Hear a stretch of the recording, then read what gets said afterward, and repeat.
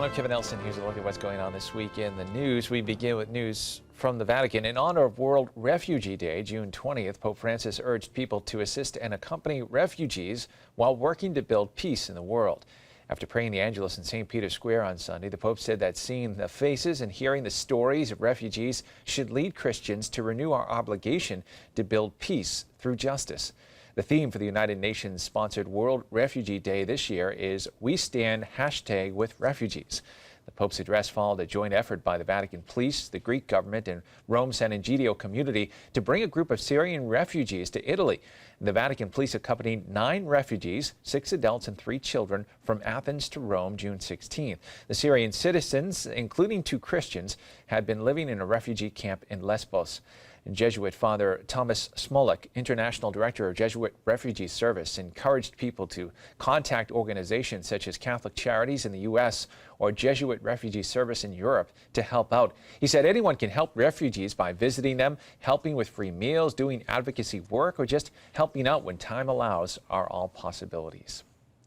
In news now from Rome, Pope Francis recently visited Rome's Villa Nazareth, a residence for university students and headquarters of a foundation dedicated to helping gifted students who do not have the financial resources to continue their studies.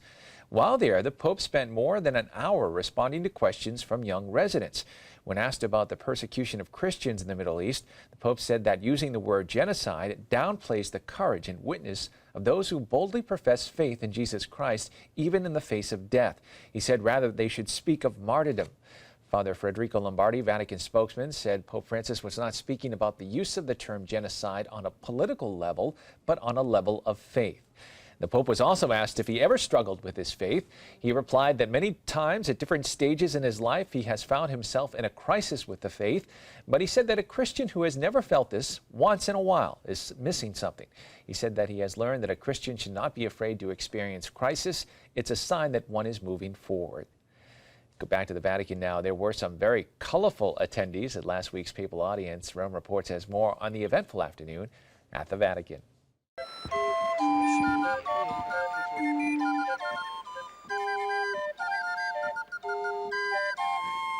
Se il Santo Padre lo vuole accarezzare,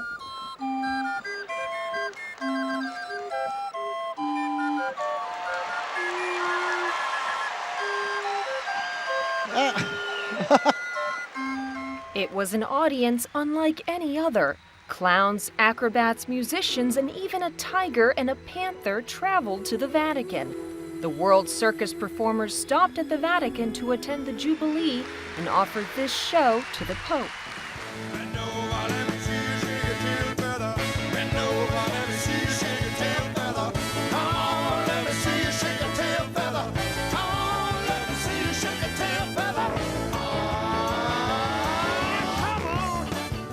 It all started with the Black Blues Brothers from Kenya, who won the crowd over with a lot of rhythm and acrobatics.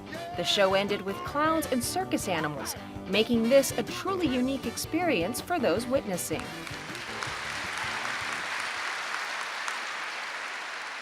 Ma voi fate grandi cose. Voi siete artigiani della festa, della meraviglia. Siete artigiani del bello.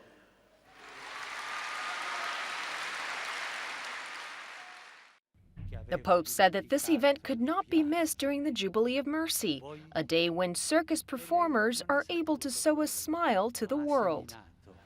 Voi seminate queste seme che fanno tanto bene a tanta gente e che voi forse mai conoscerete, ma stiate sicuri, voi fate questo e grazie di questo, grazie.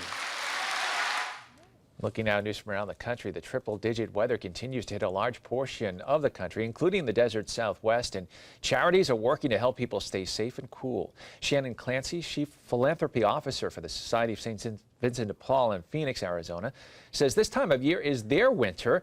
When the heat goes up, so does the need. And so far in June, This Catholic society has opened its dining centers for heat relief and emergency overnight shelters. The homeless and those without proper home cooling can rest and get water and snacks at these shelters. Clancy said charities serving the homeless had a sort of awakening in 2005 when some 30 people died of heat-related illnesses during a particularly bad Phoenix summer. Now the society and its network of parishes and donors mobilize water and volunteer drives and help raise awareness of the community's summertime needs. The Society of St. Vincent de Paul assists families in several ways with daily meals, food boxes, vouchers, utility payments, and other housing assistance. Last year in Phoenix, the Society delivered $3.5 million in direct aid for utilities and shelter. And finally in the news, during an ordinary public consistory on June 20th, the Vatican announced that Pope Francis will declare 4 men and 1 woman saints at the Vatican October 16th. Blessed Elizabeth of the Trinity, a French Discalced Carmelite mystic and writer. Blessed Manuel Gonzalez Garcia, a Spanish bishop known for his devotion to Eucharistic adoration. Guillaume Nicolas Louis Leclerc, a Christian brother martyred during the September massacres in Paris after refusing to swear allegiance to the new government following the French Revolution. And Lodovico Pavoni, the Italian founder of the Sons of Mary Immaculate, now commonly known as the Pavonians. And Alfonso Maria Fusco, an Italian priest who founded the Congregation of the Baptistine Sisters of the Nazarene. During the consistory, which is a meeting of the Pope, cardinals, and promoters of sainthood causes that formally ends the sainthood process, Pope Francis also approved the promotion of 4 cardinal deacons to the rank of cardinal priests. The 4 included U.S. Cardinal William Leveda, retired prefect of the Congregation for the Doctrine of the Faith. And that's all the information we have for you this time with Kevin Nelson. Don't forget, you can keep up to date on Catholic news throughout the week with Catholic Newsbreak right here on the Catholic TV Network.